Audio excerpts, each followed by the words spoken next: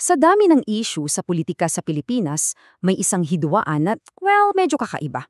Kasi nauwi ito sa isang nakakalitong labanan ng mga bagahe. May duffel bag, may maleta, pero teka, hindi ito tungkol sa kung anong brand ang uso ha. Ang pinag-uusapan natin dito ay kapangyarihan, pera, at kung sino ba talaga ang dapat managot. Sige, simulan na nating buksan yung mga bagaheng yan. Okay, so dito mismo sa kwento ng dalawang bag na to nagsisimula ang lahat. Sa isang banda may aligasyon tungkol sa mga maleta daw na punong-puno ng pera para kay Speaker Romualdez. Tapos sa kabilang banda naman, mayroong pa yung sinumpaang salaysay, take note, sinumpaang salaysay ito, tungkol naman sa mga duffel bag na puno rin daw ng cash na direktang iniugnay sa mga opisina ng Vice Presidente. Grabe no? Paano nga ba humantong sa ganitong war of the luggage ang politika natin? So para maintindihan natin yung issue ng mga maleta, kailangan muna nating balikan yung pinagmulan ng lahat.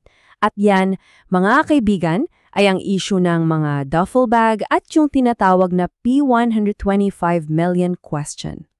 Ito na, 125 milyong piso. Uulitin ko, 125,000 pesos. Yan yung eksaktang halaga ng confidential fund ng Office of the Vice President o OVP na siyang naging sentro ng mainit na investigasyon sa House of Representatives. At alam nyo ba ang isa sa mga pinaka-nakakagulat na lumabas sa pagdinig? Yung buong 125 million pesos, winidraw daw in cash. Yes, cash. At saan ito napunta? Ayon mismo sa Special Disbursing Officer ng OVP, inilagay daw ang pera sa mga traveling bag. At yan mismo ang naging testimonya under oath ni Gina Acosta, yung SDO ng OVP.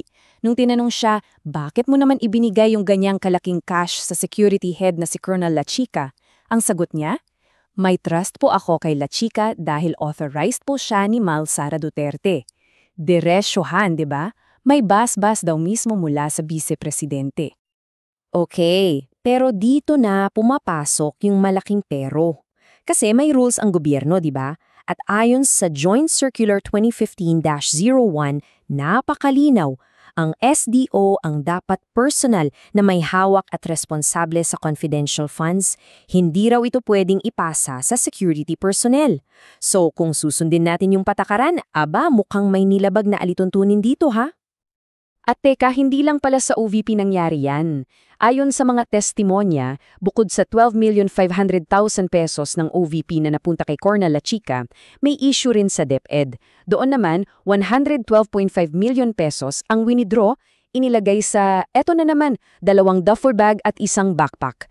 Tapos linggo-linggo daw, may dinidisburse na 4 hanggang 6 na milyon sa isa pang security officer. So, parang may pattern, no? Siyempre, tinanong si Acosta, ikaw ang SDO, bakit hindi ikaw ang humawak ng pondo? At ang sagot niya, pakinggan niyo to, wala po akong alam dahil hindi po yan inline sa aking pinag-aralan. Wow! Yan yung sagot na talaga namang nagpataka sa mga mambabatas. At dahil sa sagot na yon, dito na pumasok si Representative Jervil Wistro para magbigay ng isang matinding paalala. Sabi niya kay Acosta, tandaan mo, kapag may nangyaring masama dyan sa P125 million, ikaw ang mananagot, ikaw ang disbursement officer. Boom! Malinaw na malinaw kung kaninong balikat nakapatong yung legal na responsibilidad. So, habang umiinit ang investigasyon sa mga duffel bags, biglang may lumabas na bagong kwento. Dito na natin makikita yung tinatawag na ganting salakay. Isa itong classic political playbook at mahalagang maintindihan natin kung paano ito nilalaro. May pangalan pa nga yan, taktikang yan. Ayon sa isang source, ang tawag daw dyan ay Duterte 101. Isang galaw na pamilyar na daw sa marami para lang malipat ang usapan at atensyon ng taong bayan. So paano ba ito gumagana itong projection strategy?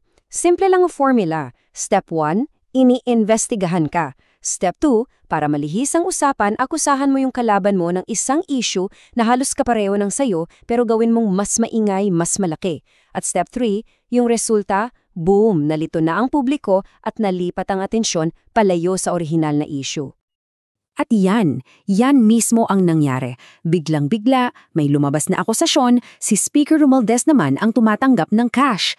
This time, nasa loob ng mga maleta. At kinuha pa yung kwento sa isang lumang kaso sa Delaware, sa US. So ano ang nangyari? Yung issue ng bagahe biglang inilipat ng court mula sa duffel bags papunta sa suitcases. Pero at ito yung pinakamahalagang pero sa lahat. Kailangan nating linawin ang pagkakaiba. Yung issue ng suitcases laban kay Romualdez. Galing yan sa mga recycled na claim mula sa isang kaso sa ibang bansa. Samantala, yung issue ng duffel bags, galing yan sa sinumpaang salaysay ng sarili nilang mga opisyal sa isang kasalukuyang investigasyon dito mismo sa Pilipinas. Magkaibang-magkaiba yung bigat, di ba? So, hindi lang ito simpleng bangiyan ng salita. Alam nyo, sa likod ng lahat ng ingay tungkol sa mga bagaheng yan, may mas malaking laban na nangyayari.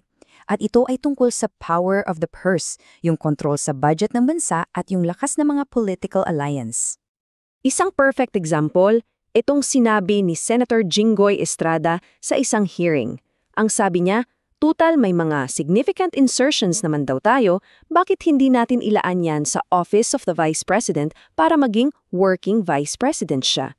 Kitang-kita mo dyan kung gaano kalakas ang suporta na nakukuha niya mula sa mga kaalyado.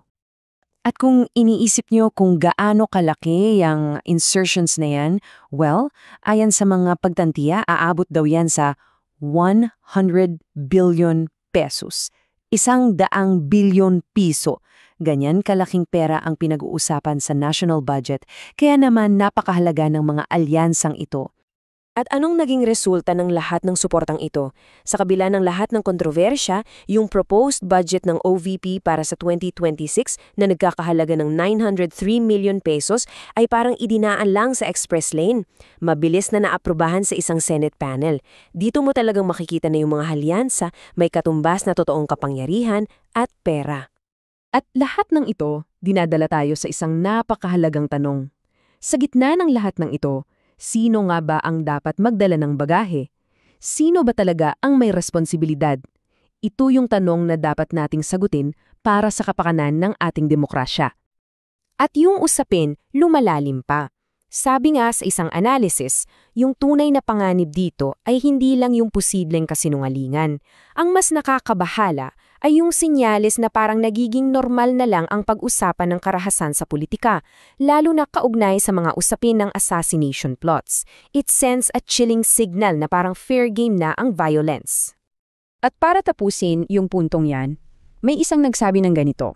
Kung sakali mang pumasok ang karahasan sa ugat ng ating demokrasya, mangyayari yon dahil ang pangalawang pinakamataas na opisyal ng bansa ay paulit-ulit na ginagawang parang normal na pamamahala ang salita ng karahasan. Napakabigat na salita, pero yan yung analysis na inilalatag. Kaya ibinabalik natin sa inyo ang tanong, sa gitna ng digmaan ng mga salita, ng mga duffel bag at maleta, sino sa huli ang dapat managot? Sino ang dapat mag-account para sa lahat ng ito? Isang tanong na hindi lang para sa mga politiko, kundi para sa ating lahat na nagbabantay sa ating demokrasya.